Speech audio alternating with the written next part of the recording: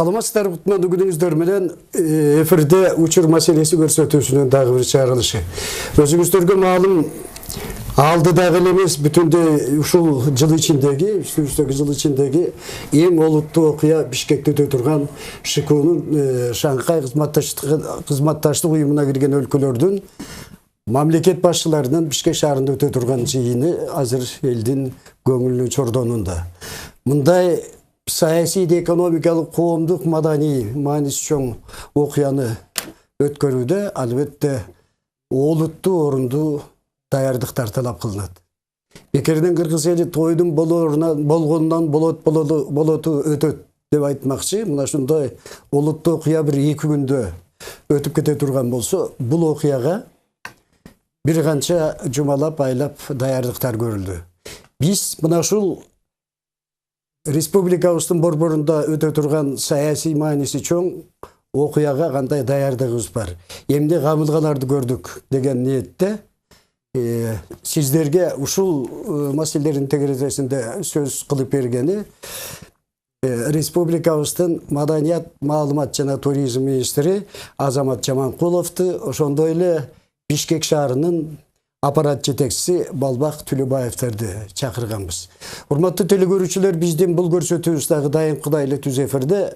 Эгерде ушул биз сөз кылып жаткан маселелердин тегеретесинде суроолор пайда болуп калса, эгерде тигил же бул маселени тактап билип алгыңыздар келсе, дайымкыдай эле биздин студиядагы 67 11 41 телефонуна чалып, түз байланышып, өзүңүздөрдүн сурооңуздарга жооп алып, же сунушуңуздарга тигиндей же мындай деген пикирлерди угууга мүмкүнчүлүгүңүздөр бар. Ушундай эле мүмкүнчүлүк ЭЛ-ФМ радиосунун угуучуларында да, ошондуктан биздин каналыбыздан кетпей, өзүңүздөрдүн бардык кунтуңуздарды коюп, биздин маекке көңүл бөлөт деген ниетте өзүбүздүн бүгүнкү ушул студиядагы аңгемелешүүбүздү баштайлы. Азамат Капарович, ушул жанагы болуп өтө турган окуядагы көрүлө турган камылгалар, келген көпчүлүк коноктун көңүлүн бура турган иш көбүнчө ошол сиздердин министрликтин тармагынын аракеттери менен жүзөгө ашканы турат. Ошондуктан биринчи суроону мен ушул 2-3 күндөн бери деги эле мындай капары бар адамдарга мындан мурда да сөз болду эле. Кытай Республикасынын Борбордук опера театры койгон Манас операсынын ушу Кыргызстандын Абдылас Малдыбаевдин опера жана балет театрында көрсөтүлүшү, 2 күн көрсөтүлүшү болгону турат да. Биздин угушубузда, баамыбызда бул 160-тан ашуун баягы катышуучулар, каармандар катышкан ири бир чыгармачылыктын чоң жемиши. Анан ушул театрды биз жанагы келген конокторго да көрсөткөн атабыз. Бул өзү Кытай Республикасынын председателинин биздин республикабызга ошо менен катар өтө турган жана мамлекеттик визитине да тушташ болуп атат да. Демек, бул опера өздөрү кандай даярдалса, ошол боекторун жоготпой, ошол өң, ошол түс, ошол даам менен элге көрсөтүлүш керек да. Ал үчүн бир топ даярдыктар керек болуш керек. Ушул театр, ушул спектакльди көрсөтүүгө камылгалар кандай болуп атат? Саламатсыздарбы, урматтуу телекөрүүчүлөр. Эми Кыргызстандын, кыргыз элинин алдында абдан чоң бир иш-чаралар келе атат. Өзүңүз белгилегендей, Шанхай кызматташтык уюмунун мамлекет башчыларынын саммити. Анын алкагында бир канча өлкөнүн башчысынын мамлекеттик визиттери болуп атат. Биринчиси бул ушу Кытай эл Республикасынын башчысы Си Цзиньпиндин мамлекеттик визити башталат. Ошонун алкагында бизге, өзүңүздөр билгендей, биздин өкмөт өлкө башчыбыз Кытайга барганда Пекин операсында баягы Жусуп Мамайдын варианты менен коюлган Манас операсын көрсөтүп берилди эле. Ошол убакта өкмөт башчы дагы, эл башчыбыз дагы Кыргызстанга чакырып, кыргыз эли да көрсүн бул Манас операсын, деңгээлин көрсүн, абдан жакшы бир постановка болгон экен деп өзүнүн каалоо тилегин айтып Кыргызстанга чакырды эле. Ошол чакыруу менен азыркы учурда ошол Кытай Борбордук операсынын баягы ырчылары, опералык ырчылары, постановкага катышкан бардык топ бардыгы бириккенде 170 адам Кыргызстанга келатат. Ушул 11-12 июньда бизде опера жана балет театрында буюрса эл алдына коюп беребиз. Бул мен ойлойм Кыргызстандын тарыхында абдан бир чоң окуя болуш керек. Анткени мындай чоң деңгээлдеги опера Кыргызстанга биринчи жолу келип атат. Биринчиси, экинчиси биздин баягы маданиятка байланышкан, Манас эпосуна байланышкан опера биринчи жолу чет өлкөдө коюлуп, ошол чет өлкөлүк артисттер менен Кыргызстандын ичине келип коюлуп атат. Бул абдан бир чоң сыймыктуу окуя, ошондуктан азыркы учурда абдан даярдыктардын баардыгы жүргүзүлүп атат. 7-8 бүгүн эртең негизги группалар келет. Онда бардык толук кандуу түрдө 170 адам Кыргызстанга келет. 30 тонналык жүк ташуучу машина менен 3 машина болгон декорация, чоң декорация Кыргызстанга келди. Эртеңден баштап опера балет театрына коюла баштайт. 11 июньда саат кечки 6-да ошол ачылышын жасайбыз. Сөз мындай чоң спектакльди коердун алдында ошол спектакльди жараткан топ ошол жактан атайын адистер келип, биз кандай аянтка баратабыз, ошол аянтка биз батабызбы, шарттар бар бекен деп бир сыйра караган болуш керек экен. Караган болуш керек да, ошого биздеги шарттар ылайык канааттандырдыбы? Шарттар канааттандырды. Алар бизден бир канча нерсени сурады, келип өзүңүз айткандай баягы алдыңкы группасы келип кеткен. Майдын башында эле. Алар келип опера балет театрын көрүп, ичинде баягы декорацияны кандай койсок болот, канчалык деңгээлде декорация батат, сахнага канча киши батат, ошонун баардыгын ченеп кетишкен, ошонун ылайыкташтырып, эми Пекин операсында бир 200дөн ашык адам катышкан. Бул жерде ошо 169 адам оркестр менен биргеликте катышып атат. Азыркы учурда эми бизден дагы бир канча музыкалык инструменттерди, даярдык иштери боюнча бир канча талаптарды Кытай тарабынан баягы сунуш катары киргизилген. Биз ошо сунуштардын баардыгын аткарып бердик. Бүгүнкү күндө биз операны баягы коюп баштаганга даярбыз десек болот. Биринчи күнү ошо 11 июньда бул келген расмий конокторго жана расмий делегацияларга көбүнчөсү көрсөтүү болот. Ал эми 12 июньда мынакей мэрия менен биргеликте ушул шаар тургундарынан баягы билесиздер дейм, ал жерде дагы саналуу орундар, шаар тургундарынан атайын баягы группаларды топтоп анан 12 июнга киргизебиз. Эми ушундай эле мисалы конокту тосуп алып аткан тарап. Мындай учурда чоң түйшүк сөзсүз биздин башкалаанын мэриясына, ошолордун жоопкерчилигине ылайык болуп калат да, туш келет.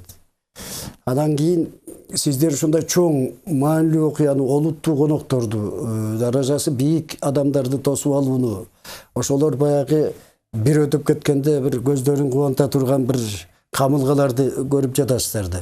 Ушул даярдыктар азыр кайсы деңгээлинде? Эмнелер бүтүп калды? Жакында бүтө турган эмне иштериңиздер калды? Эми биз өзүңүздөр билгендей президенттик администрация аппарат менен Тышкы иштер министрлиги, маданият министрлиги менен чогуу шаардын ичинде конокторду тосуп, аларды жайгаштыруу жана шаарды көрктөндүрүү, жашылдандыруу, жарыктандыруу иштерин жасадык. Биздин өзүбүздүк 1 жылдык планыбыз бар эле. Кошумча бул кээ бир жерлерге муну да коштук да. Мисалы, могу шаардын кире беришинен, Манас айылы жактан кире беришинден жана Аскаташ деген комплексте мына маданият министрлиги менен жакшы бир композиция жасап, аны түнкүсүн кандай болот, күндүз кандай болот, кире бериштен де жарыктандырууда жаңы системаны койдук. Анан ошол жерден Фучик көчөсүнөн азыркы Тынчтык проспектисине чейинки болгон асфальт жолду бир сыйрасын алып, аны азыр жасап атабыз. Анан кээ бир жанакы кесилиштердеги иштерди жасап атабыз. Жарыктандыруу, жашылдандыруу иштерин толук 95%га бүтүрдүк. Борбордук аянттын жасалгасын, көрүнөк жарнактарды, мамлекеттик резиденциянын коноктор келип жайгаша турган жатакана мейманкалардын тегерек четтерин оңдоп түзөө иштерин жүргүздүк. Мына өзүңүздөр билесиздер, 3 президенттики, 2 мамлекеттик бирөөсү расмий мен билгенден келе атышат. Аларды тиги шаардын четине чыгып ата бейитке барышы мүмкүн, ал жактардын жолдорун жасап атабыз. Ушундай иштерди кылдык. Анан көбүнчөсүн мына эки жашылдандыруу, жакшыртуу иштерине көп көңүл бурдук да. Мына протоколдук жол деген жолдор бар, алардын оңдодук. Албетте бул өзүбүздүн мурун планга кирген ишибиз болчу, бирок дагы өтө чоң көңүлдү ушуга бурдук да бизчи. Анан менин оюмча азыр шаарыбыз, биздин оюмча биз берилген тапшырмалардын негизинде шаарыбыз 95% бизге берилген тапшырманы ошол боюнча аткардык биз. Раматлык Турдак Мусабалиевичтин мындай бир айткан жери бар эле да. Никита Сергеевич Хрущевдун биринчи Бишкек шаарына Фрунзеге келиши, жаткырар жатаканабыздын жоктугу, жаткырар бир жакшы гостиницабыздын жоктугу, ошо кездеги Киргизиядан башка. Анан кийин ал киши келип кеткенден кийин ушта биздеги ошо мейманканалардын чарбасын өстүрүүгө, чарбасын бир башкача деңгээлге жеткирүүгө түрткү болду эле деп айткан жери бар да. Сөзсөң ушундай бир олуттуу окуяларга карата Бишкек шаарда бир топ жумуштарын албетте мен мурун президенттин иш башкармачылыгында иштеп жүргөндө мындан 10 жыл мурун бизде шосту тозгондо ошондо аябай чоң көйгөй пайда болгон. Мейманканалардын жоктугу. Келген делегацияларды кайда жаткырабыз деген баш катып калган. Кудайга шүгүр андан бери көп мейманкалар салынды. Бишкектеги мейманканалардын бардыгы азыркы мына 15 делегация бул өтө чоң. Ар биринин жанында бир жүздөгөн кишилер болот. Ошонун баарын жеткиргенге кудурети жетет. Бишкек өстү. Анын тегерек четин оңдоо иштерин, коопсуздугун анын баарын биз колубуздан келишинче жасадык. Тазалык иштерин, канализация, свет, жарыктандыруу, жашылдандыруу, жолдор, ошол эле убакта алардын коопсуздугун сакташыбыз керек. Ар кандай табигый шарттар болот, ал шарттардын баарын көз өнүндө алып, Кудай буйрса, ошостогу бизге берилген тапшырмаларды аткарабыз деп ойлойбуз. Мына бирден бир мына филармониянын тегерегинен баштадык. Эгер биздин борборубуз жакшы болбосо, анын чет жагына дагы жетебиз албетте, бирок эми туристтер биринчи ирет борборго келет экен, ошол борбордон баштап четти көздөй жылып атабыз акырындан. Мына Алонтау аянтын жасадык. Кээ бир жолдордо ичке жолдор деги эл баса турган эми орусчасы тротуарларды оңдоп баштадык. Өзүңүздөр көрүп атасыздар. Мындайча айтканда, өкмөттүн жана оргкомитеттин шост өткөрүү боюнча бизге койгон тапшырмалардын 95-96%ын аткардык. 2-3% калды. Кудай буйрса, мына 2-3 күндүн ичинде аларды да бүтүрөбүз. Азамат Капарович, Манас операсы жөнүндө сөздү аягына чыгып алсак, анан кийин сиздер баягы сиздердин мойнуңуздарда дагы ушул маанилүү окуянын алдында жасай турган иштериңиздер, көрсөтө турган иштериңиздер бар. Аларды мындай рети менен кыдырат алып кетсек. Ошо жана сиз айттыңыз 12-июнда жалпы шаардын калкы жана шаардын меймандары үчүн көрсөтүлөт деп. Билеттердин наркы кандай болду? Манас операсы атайын келе аткандан кийин биз ал жерде билет акысын акысыз деп койдук. Ошондуктан биз чакырууларды жөнөтөбүз. Шаарда сыйлуу конокторубузга, сыйлуу жарандарыбызга баягы ар кайсы тармак боюнча бөлүп азыр жөнөтөбүз. Ошолор келип, анан биздин балдарыбызга, келечек муунга маданият чөйрөсүндө кызыгып иштеп жүргөн кызматкерлерге ошолорго атайын чакырууларды жөнөтөбүз. Массалык маалымат каражаттарынын өкүлдөрүнө, анан ошолор баары келип көрүп, анан калганын эми баягы биздин негизги каналдардын баардыгы келип тартат. Анан ошону чагылдырып берет го деген ойдобуз. Ошол операнын болуп өткөн чагылдырып эле эмес, операны өзү толук жазып калып, ошол жанагы 12-июнь күнү келип көргөн көрүүчүлөр эмне көргөнүн башка республиканын элдери дагы көргөнгө мүмкүнчүлүк сөт болушуңуздар керек да. Анан кийин өзүңүздөргө маалым, ошол биздин опера жана балет театрынын бир эң төрө чыгармаларынын бири биздеги Манас операсы да. Анан кийин аны өзүңүз кызматыңыздын мүнөзүнө байланыштуу далай жолу көрүп баккан чыгарсыз. Анан кийин келип аткан опера менен дагы тааныштыгыңыз бар экендигин айттыңыз да. Экөөнүн кандай жакындыктары, кандай бир өзгөчөлүктөрү бар экен? Кытайлар эмнени өзгөчө көрүшүптүр? Эми ал жерде сюжеттер кичине баягы айырмаланат десек болот. Жусуп Мамайдын варианты боюнча эми баягы декорациялык жагынан, костюмдар жагынан дагы айырмачылыктар бар. Ал жерде кытайлар өздөрү баягы режиссер өзүнүн көз карашы менен баягы Манас эпосын кандай көрүп атса, ошондой чагылдырган да. Костюмдардын көбү эми баягы кыргыздын оюм чийими, орнаменттери нукра болбосо дагы, бирок кичине ошол жака стилдештирилген, окшошуп кетет. Анан баягы эркектердин кийип жүргөн кийимдери, айымдардын кийип жүргөн кийими дагы эми накта эле баягы кыргыздыкы десек болбойт, бирок ошого жакыныраак болгон да. Кытай колорити өзүнүн дагы колорити бар. Кытайдын өзүнүн маданияты дагы ошол жерге жуурулушкан. Бирок баа бериш керекпиз. Манас эпосы өзү канчалык деңгээлде ошол жерде Кытай менен кыргыздын ортосундагы согуш жөнүндөгү айтылуу картиналар болбосо дагы, болуп атса дагы, ошол нерсени алып чыгып баягы Пекин Борбордук калаасында, Пекин операсында, эң чоң операсынын биринде мындай спектаклдин коюлушу бул баягы абдан бир баага тете да Кытай эли үчүн. Эл өздөрү көрүп дагы баамдап баалашар. Анан азыр ушул телекөрүүчүлөрдү кызыктырганы ушул нерсе болуш керек да. Бул мени кызыктырып аткан нерсе элди деле кызыктырат болуш керек. Мисалы Малдыбаев Власов Фере жазган операдагы баягы музыкалык ыргактар баары тең баягы элдик ырлардын, кыргыздын элдик ырларынын мотивинде эмеспи? Сиз ошол жана операны угуп туруп партиялардан ошондой бир биздин кыргыз элинин колоритин, музыкалык колоритин, ошол ыргакты бир байкай алдыңызбы? Албетте түрдө бар. Анткени мен ойлойм, режиссер бул операны чыгарууда жөн гана өзүнүн баягы болгон ресурстарын гана колдонгон эмес, бул изилдеген. Ал жерде мен ойлойм, баягы Кытайдагы кыргыздардын көбүн чакырып келип, алар менен да кеңешкен. Кеңешип, кеңеш сурап, анан кийин чыгарганго деген ойдомун. Экинчиси, бул баардыгы эми Кытай тилинде, операнын баардыгы. Биз келген коноктордун баардыгына атайын брошюраларды дайындап койдук, акт менен эмне жөнүндө сөз болуп аткандыгы жана кайсыл көрүнүштү аткарып аткандыгы жөнүндө ошол акттан окуп турушат улам сайын. Ошол эле мезгилде атайын чоң экрандар келатат. Ал жерде Кытайда ырдып аткан баягы ырын ошол жерде кыргызча которуп турабыз. Баягы көрүүчүлөргө түшүнүктүү болуш үчүн биз субтитр деп коебуз го. Ошол субтитрлар менен көрсөтүп турабыз.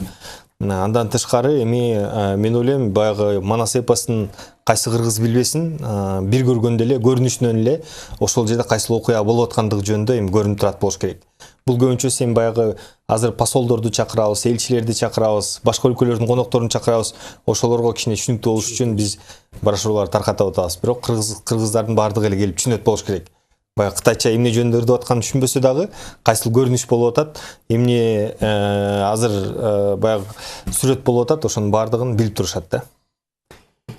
Жана сиз айттыңыз, азыр Бишкек абдан эле жетишип калды деп айтып атасыз. Биздин жана мамлекеттик резиденция конокторго жогорку деңгээлде конокторду тосуп алууга даяр деп айтып атасыз. Анан кийин алар менен дагы баягы бир канча өкмөттүк делегация мүчөлөрү келген атат.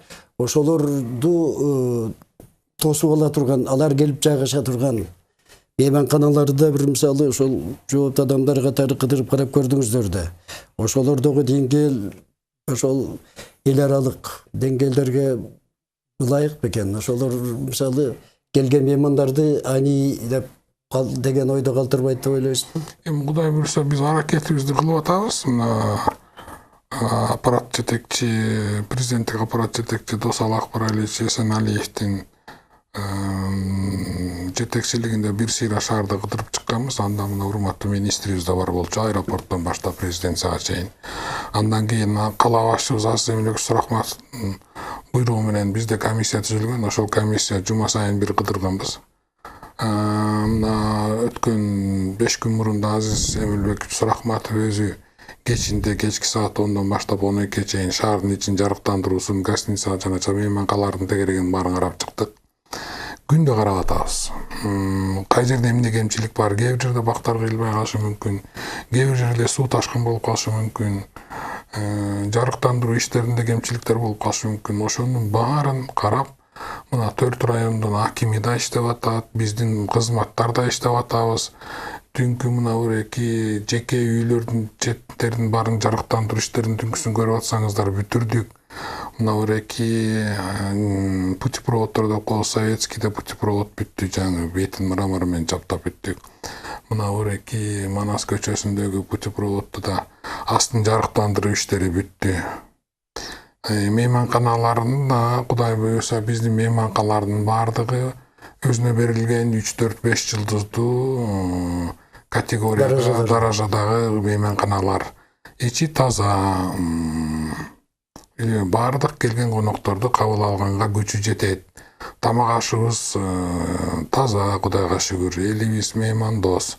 Аман эсен тынч, Кудайдын бир гана жанакы погодный условия деп коебуз, аба ырайы шарты бузулбаса эле, Кудай буюрса биз конокторубузду жакшы ушатабыз деген ниеттебиз. Сиздер дагы бир камылга көрүп аткан, даярдык көрүп аткан нерсе бул жанагы көркөм сүрөт көргөзмөсү. Буга 20ден ашык өлкөдөн бир 35 сүрөтчүлөрүнүн эмгеги коюлуп атат. Ушул көргөзмөнүн таржымалын кандай тандалды, кимдер катышып атат? Көргөзмө жөнүндө айтсаңыз. Ушул Шанхай кызматташтык уюмунун баягы саммиттин алкагында бизде ушу баягы многогранная цивилизация, единый путь деп коебуз. Көп кырдуу цивилизация бир жол атындагы сүрөт көргөзмөсү болот. Бул жерде көбүнчөсү эми Шанхай кызматташтык уюмуна мүчө болгон өлкөлөрдүн эң белгилүү сүрөтчүлөр жана сүрөтчүлөрдүн эмгектери келатат. Жана башка өлкөлөрдү дагы кошконбуз. Ошону менен биргеликте 22 өлкө болду. 22 өлкөдөн 45 сүрөтчү келатат. Алардын 2-3төн эмгектерин алганда 90га жакын эмгек азыркы учурда Кыргызстанга келип аткан учуру. Си Цзиньпиндин мамлекеттик баягы визитинин алкагында эки президентке Кытай менен Кыргыздын сүрөтчүлөрүнүн көргөзмөсү болот резиденцияда. Ал жерде баягы акыркы мезгилдердеги эң белгилүү сүрөттөрдүн баардыгы коюлуп эки өлкө башчысына көрсөтүлөт. Ал эми 14-15 16 июнь күндөрү Гапаракиев атындагы көркөм сүрөт музейинде баардык элге, бишкектиктерге жана Бишкекке келген коноктордун баардыгына ошол жерде көрсөтүлөт. Бул жерде бир 2ден эмгек келатат. Алардын баардыгынын жанында өздөрүнүн баягы жаратуучулары, сүрөтчүлөр болуп, айтып берип, көрсөтүп берип, көптөгөн мастер-класстар өтүп, аябай бир жакшы бир кызыктуу болот го деген ойдобуз. Сүрөтчүлөр ар кайсы өлкөдөн келатат. Эми анын ичинде дагы абдан атактуу дагы сүрөтчүлөрүбүз абдан көп. Анткени Кытайдан дагы, азыр Россиядан, Казакстандан, Кыргызстандан эң эле белгилүү сүрөтчүлөрдүн эмгектери ошол жерге коюлуп атат бүгүнкү күндө. Азыр режиссердун пультуна мындай суроо ташташыптыр. Азыр жанагы жазалып аткан жакшы иштерди жакшы айтып атат. Булардын баарысы жакшы. Биздин жанагы аврал деп койчубуз эмес беле? Ошондой шашып түрүлгөн иштердин сапаты кандай болуп атат? Айрыкча ошентип баягы окуянын алдында артындагы бир 10-15 күн иштеп, андан кийин дал баягы түрүсү абалга келип калган учурлар башыбыздан өттү эле. Бул жолу кандай жасап атышат деп айтып атышат? Биз бул жагынан өтө катуу көзөмөлдөп атабыз. Биздин жылдын башында эле планда болгон, что быйыл шос болорун билгенбиз. Ошого жараша биз баардыгын ошого пландаганбыз. Кудай буюрса, эми муну тигип эле койбой, анан эми бул негизинен да шоста келип калды, бирок өзүбүздүн да жумушубуз да бул. Шаардын баардыгы күндө бизде шос болгондой кыймылдашыбыз, аракет кылышыбыз керек да. Биз элдерге да, мага да көп суроо түшүп атат Facebooктон. Байке муну шос үчүн эле жок, биз эл үчүн, шаардыктар үчүн жашап атабыз. Албетте конокторубуз да ошол маалга туш келип калды, бирок биз муну сөзсүз түрдө шаардыктар үчүн да жасап атабыз. Сиздер муну убагында көрөсүздөр, ошондо ишенесиздер. да албетте кээ бир жерден кемчилик кетип калышы мүмкүн, бирок ал кемчилик кеткен күнү ошол жерден кемчилик чыкса биз анын жазасын беребиз. Мындан ары мурункудай болбойт. Эгер кандайдыр бир жаза туура эмес иштер болсо анын жазасын алышат, ким жазаса. Биз азыр мына көптөгөн иштердин да текшерип атабыз, инвентаризация кылып атабыз. Ошого чейинки иштердин баарын эгер ким жазасын берсе ошолор оңдойт. Ошо арыктын четтеринде болуп атат, биринчи фазада болуп атат. Азыр УКСтан инвентаризация бүтүп калды, жакында жарыялайбыз. Бактарактар боюнча, жашылдандыруу, жарыктандыруу боюнча катуу жаза колдонобуз. Ошон үчүн бул жерде бизди угуп атышат азыр ким жасап атса, ошолорго да айтат, эскертебиз. Биз бул жашылдандыруу, жарыктандыруу иштери шос болбогон күндө да өтө берет. Мына азыр Бишкек шаарында 4-5 чоң парк салып атабыз. 4-5 чоң скверлерди салабыз. Азыр могу шаардын борборундагы тротуарлардын баарын оңдойбуз. Шаардын лампочкаларынын кээ бир парктардагылардын баарын жасайбыз. Мына жаңы конуштарда газификация, жарыктандыруу, жол иштеринин баары уланат. Быйыл кичине бюджетибиз кармалып калды, азыр бюджет бүтүп калды. Кудай буйрса, шаардыктар күнүгө шос болгондой аракетке алып келебиз деп мен ишендирип кете алам. Азамат Капарович, ушул алдыдагы олуттуу окуядагы Маданият министрлиги ошол конокторго көрсөтө турган олуттуу маданий иш-чаралардын бири бул чоң концерт, гала концерт.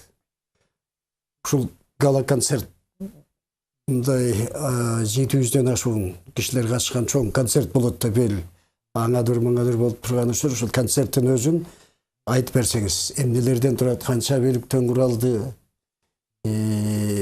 кандай бир мазмундук линиясы барбы деген.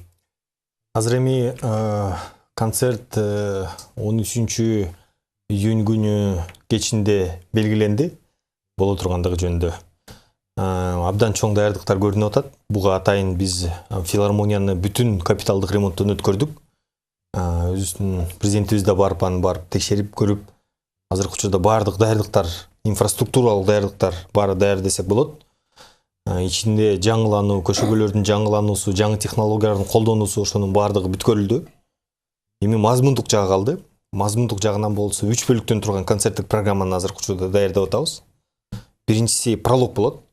Прологто бул көбүнчөсү ошо ШКУ мамлекеттеринин негизги алып чыгып аткан темаларындагы идеялар, тарыхы, маданияты чагылдырат. Көбүнчө бөлүгү, көп бөлүгү албетте түрдө биздин маданиятка тиешелүү болот. Кыргызстан эмне менен дүйнөгө белгилүү болгон, кандай маданият менен дүйнөгө белгилүү болгон, жана эмнелерди көрсөтө алабыз. Ошонун баардыгы театралдаштырылып көрсөтүлөт.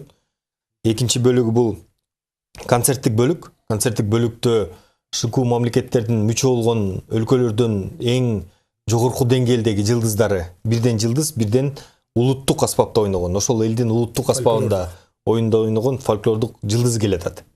Экиден келатат, Пакистан эле бирөөдү берди, калганы баардыгы бүгүнкү күндө 2 адамдан келатат. Бүгүн эртеңдери ошол Кыргызстанга келишет. Үчүнчүсү ошол концерттик бөлүктө биздин ырчылардагы, биздин жылдыздардагы ошол жерде баягы наблюдатель деп коебуз.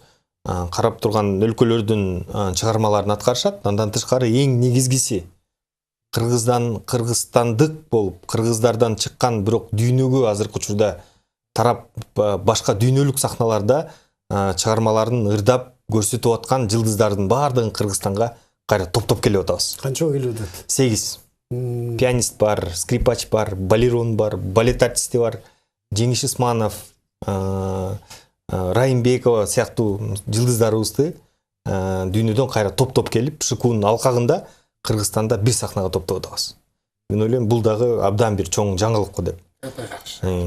Үчүнчү бөлүк бул финалдык бөлүк. Финалдык бөлүктө биздин баягы атайын Шанхай кызматташтык уюмдарынын финалына деп жаңы чыгармаларды жазып чыктык. Сөзү дагы, музыкасы дагы, композициясы дагы бүт бары жаңы болгон чыгармалар биринчи жолу сахнада ырдалат. Андан тышкары ал жерде эми абдан чоң баягы коллективдер менен коштолот. Болгон биздеги улуттук аспапта ойногон бизде оркестрлардын баардыгын бир жерге топтоп атабыз. Сводный деп коет. Сводный, симфониялык оркестр менен биргеликте аткарышып атат. Ошондо элестетсеңиз, сахнанын арасында кандай деген оркестр турат. Улуттук симфониялык экөө биригип келип, бир чыгарманы аткарып, ортосунда анан жылдыздар менен коштолуп атат да. Анан кийин хордун баардыгын коштодук. Арде балдар хору бар. 150-гө жакын биздин жаш кичинекей балдарыбыз эң аягында чыгып, ошол аяккы ырды алар менен коштолуп, анан бүтүндөй сахнанын ичинде отургучтарга чейин келип ошол хор менен ырдалат да. Бул мен ойлойм, абдан жакшы бир деңгээлде болот. Шанхай кызматташтык уюму бул социалдык, экономикалык жактан эле кызматташуу эмес, маданий гуманитардык жактан да кызматташуу уюму да. Мынан ушул жолку жыйында, ушул жолку чогулушта 20 документке кол коюлуу күтүлүүдө. Ошонун ичине маданий мүнөздүү документтер кирдиби? Ал жерде эми маданият тарабынан биз буга чейин көптөгөн келишимдерге кол койгонбуз. Биз азыр Индия тарап менен кол коюп атабыз. Ал жерде киноиндустрияны, эки өлкөнүн киноиндустриясын өнүктүрүү боюнча келишимге кол коюп атабыз. Монголия тарап менен туризмди өнүктүрүү жаатында кол коюп атабыз. Ал эми жалпылап бардык президенттер кол коюучу протокол бул жакында эле биз ШКУ өлкөлөрүнүн маданий министрлеринин отурумун Бишкекте өткөрдүк. Ал жерде бир канча резолюциялар кабыл алынды, маданиятты өнүктүрүү боюнча. Кандай проекттерди, долбоорлорду ишке ашырабыз, кандай багытта иштейбиз, кандай фестивалдарды бирге өткөрөбүз. Жана кандай баягы тажрыйба алмашабыз. Музыкалык инструменттер жагынан, окутуу жагынан көптөгөн багыттар каралган. Ошонун баардыгынын протоколун президенттер ошол жерде кол коет. Айтып атабыз, дагы мамлекеттик визиттер менен чогуу 2 күнгө созула турган бул окуя, өзүңүз айтып аткандай, Бишкек дайыма ошондой режимде иштеш керек, Бишкек шаарынын мэриясы. Бирок канча кылган менен баягы конок келгенге чейинки үй менен конок тосуп аткан үйдүн түрү жасалгасы такыр башкача болот да. Ушул 2 күндө мисалы ошол жана тазалык кызматы, дагы ушул жана коммуналдык жактан тейлөө кызматтары кандай режимде иштеген атат, анан мындай бир эң башкысы баягы тазалоо эмес, булгабоо да. Элге бир массалык маалымат каражаттары тарабынан мындай бир түшүндүрүү иштери ушул жагдайда бир иш алып барылдыбы? Албетте, мына эки Ленинский район, Лениндик район менен 1-май районунун акимияттары, анан айыл өкмөттөрү элдер менен иш алып барып атат. Бизнес, орто жана чакан бизнес менен иш алып барып атат. Кандай болуш керек, эмне болуш керек? 2 күн ичинде албетте кээ бир иштерде коопсуздук органдары менен иштейбиз. Мына алар келет, көп нерселерди көзөмөлгө алышат, биз менен чогуу иштешет. Эми өзүңүздөр да күбө болосуздар, бүткөндө шиттердин гана өңү түшө алмаспаса, калган ошол ойдон калат. Дагы да алгала илгерлеп жыла баштайбыз биз. Себеби өзүбүздүн пландалган иштерибиз бар, аларды иштерди жылдыра беребиз. Элибиз азыр өтө бизге жардам берип калды, шаардыктарга рахмат айтабыз. Көпчүлүгүнө таштанды, таштабай калды. Мурункудай көчөгө түкүрбөй калышты, мурункудай көчөлөргө таштанды жок, элдин аң сезими өйдөлөдү. Алар менен ишти жүргүзүп атабыз. Биз түшүндүрүү иштерин жүргүзө беребиз. Биз тажабайбыз. Анан элдер да ошого көнүп калды. Шаардыктарыбызга рахмат айтабыз бир четинен. Анан элдердин баары ойлоп атат окшойт, мына чын эле бул ШОСко жасап атат муну баары мэрияда, андай эмес. Да ШОСко да мына өтө катуу көңүл бурулуп атат, бирок ШОС бүткөндөн кийин да иштей беребиз. Дагы жакшы нерселер болот мына.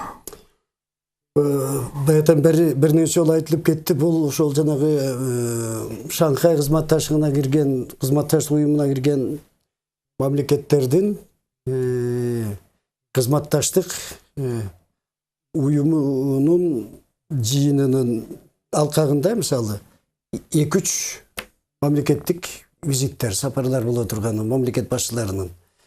Алардын бири ошо жанагы Улуу Кытайдын төрагасы Си Цзиньпиндин бизге келип атышы мамлекеттик визит менен. Ошонто мисалы көзгө көрүнүктүү айта турган Кыргызстанда Кытай менен Кыргыз Республикасынын ортосунда кызматташуунун чоң мисалдары бар да, жакшы мисалдары бар. жакшы үлгүлөр бар, ошону андан ары улантып кете тургандай.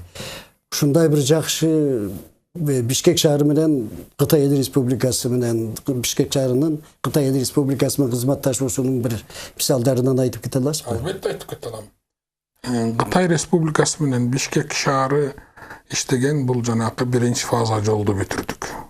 60 километр жол. Азыр мына экинчи фаза жолду да бүтүрүп жакында баштайбыз. Кудай буйрса мунун 3-чү фазасы да болот деп атат. Эми өзүңүздөр билгендей Бишкекте 1650 километр жол бар балансында. Мунун 650 километри асфальттанган. 1000ге жакын жол асфальттанбай турат. Ошонун баарын асфальтташыбыз керек. Мунун Кыргыз өкмөтүнүн жана шаардык бийликтин кудурети жетпейт. Ошон үчүн мына Кытай өкмөтү жардам берип, бизге грант берип баштаган. Биринчи грантты бүтүрүп, жана элдерден көп возмущение болуп атпайбы, жолдор бүтпөй калды. Ошонун биринчи фазасы дагы эле бүтө элек. Ошону бүтүрүп, азыр экинчи фазага өтөбүз. Экинчи фазанда бир 60-70 километр жолду салабыз. Кудай буйрса бир 45 көчө менен акылыма эсимен чыгып кетти. Бул биринчиси жол салуу боюнча. Экинчиси бул мектеп. Кытай өкмөтү өлкөсү бизге мектеп салып берген, ал азыр иштеп атат, дагы кемчиликтер бар, аны оңдойбуз. Үчүнчүсү биз Кытайды эле жалдырап карап отурбай, мына Кыргыз өкмөт тарабынан бизге акча бөлүнгөн, жакында эле 80 автобусту кытайлык фирмалар утуп алды. Газ менен иштеген таптатынакай мына автобустарыбыз жүрөт Бишкекте. Бул жагынан да Кытай күн өткөн сайын технология жагынан да күч алып баратат. Дүйнөдөгү Европада, Америкага чыгарган технология менен теңме-тең болуп калды. Комфорт жагынан, сапат жагынан аябай чоң деңгээлге жеткенин көрүп атабыз. Биз мына жыл сайын 50ден 60тан 70тен 100ге чейин автобустарды алганды уланта беребиз. Албетте бул тендер болот, ошого катышып ким утса. Кудайга шүгүр, азыр жаңы автобустар элге пайдасы чоң эле болуп атат. Ушул тармакта биз Кытай менен шаар бийлиги иштеп атат. Бул ШОСтун ичинен Кытай өлкөсү менен бул иштеген иштерибиз. Андан тышкары Россия менен, Казакстан менен иштеген иштерибиз бар. ШОСко кирген өлкөлөрдүн ичинен мына Индия бизге азыр неме көргөзүп атат, кызыкчылык көргөзүп атат. Иран турат, кызыкчылык көргөзүп, Монголия турат. Ушул келген өлкөлөрдүн ар бирөөнүн борбор шаарлары менен биз баякы побратими деген тууган шаарларыбыз бар. Бир тууган дос шаарларыбыз. Алар менен ичара иштерди жүргүзүп атабыз. Эми кыскача ушул иштер.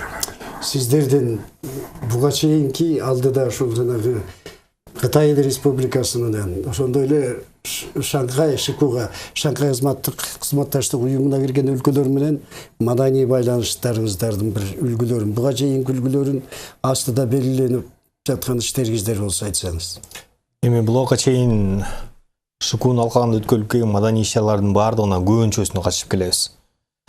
Бул ШКУ жылына ар кайсы өлкөдө өтөт. Ар кайсы өлкөдө өткөндө ар кандай баягы мамлекеттик башчылар деңгээлиндеги фестивалдар болуп турат. Ал жерлерге биздин өнөр адамдарларыбызды жөнөтүп, жакшы бир ийгиликке жетишип аткан учурларыбыз абдан көп. Экилей түрдө ошо ШКУга мүчө болгон өлкөлөр менен эки мамиле, эки өлкөнүн мамилеси ортосундагы абдан өрнөктөрүбүз дагы көп. Кытай менен болгон, Россия менен болгон, Казакстан менен болгон, Өзбекстан менен болгон, булардын баардыгы менен биз баягы жылына болбосо дагы бир 2-3 жылда бир жолу маданий күндөрүн өткөрүп атабыз. Андан тышкары эми чоң-чоң фестивалдар болот, ошолордун баардыгына катышып атабыз. Тажрыйба алмашып атабыз. Мисалы Россия менен көбүнчөсү бул театрлардын ортосундагы тажрыйба алмашуу, композиторлардын ортосундагы тажрыйба алмашуу, жазуучулар ортосунда тажрыйба алмашуу, жана бир белгилүү бир акындарыбыз, жазуучуларыбыздын жылдары болуп калганда ошолордун баягы жылын өткөрүү боюнча ар кандай иш-чараларды өткөрүүдө ортобуздагы мамилелер абдан жакшы. Бул мамилелер мен ойлойм дагы улантабыз. Мынакей жакында эле министрлер чогулганда буну дагы жакшы бир деңгээлге чыгарып, чоңураак деңгээлге чыгарып, көп каттаган аракет жасайлы деп айттык. Анткени баягы маданият атаандаштыкта мүмкүн өсүшү мүмкүн. Башка өлкөнү барып, ошол жерде көрүп, ошол жердин деңгээлин көргөндө биздин өнөр адамдары дагы өзүнө бир кандайдыр бир жаңы идеяларды алып, жаңы нерселерди алганда жакшы номерлер бул Кыргызстандын ичинде дагы пайда болуп атат да. Муну дагы улантабыз деген ойдобуз. Азыр режиссердун пультуна мындай суроо түшүп тур. Баха көчөсүн эмеге чейин Толстой көчөсүнө чейин. Жаңы эле оңдошту ал көчө бир кезде ошо мэриянын айтуусу боюнча мамлекеттик маанидеги чоң трасса болот деп эки жеке атайын аянттар калтырылды эле. Ал аянттарга азыр күркөлөр салынып, жолдун оңдолушу мурдакы жолду эле кайра тегиздеп кетишти. Бул эмнеликтен жанагы жолго деп калтырылган аянттардын жерлеринин тагдыры эмне болот деп? Эми азыр биз шаардык көйгөй боюнча өзүнчө бир программа кылсаңар айтып берейин, бирок бул суроо болуп калган үчүн айтып коеюн. Стратегиялык жол.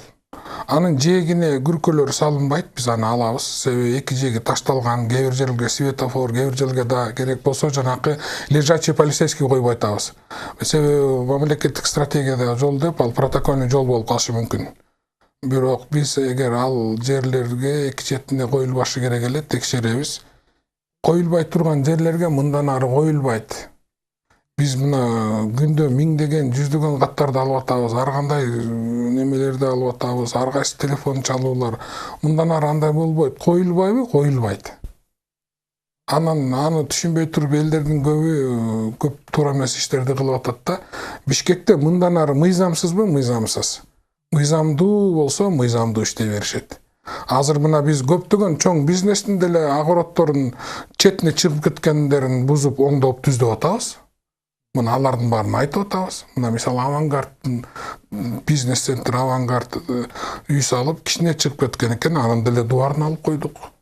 Бизде мындан ары мындай чоң кичинекей, анан бул мындай эле тиңдей деген болбойт. Мыйзамсызбы? Баарына мыйзамсыз. Мыйзамдуубу? Баарына мыйзамдуу болот да.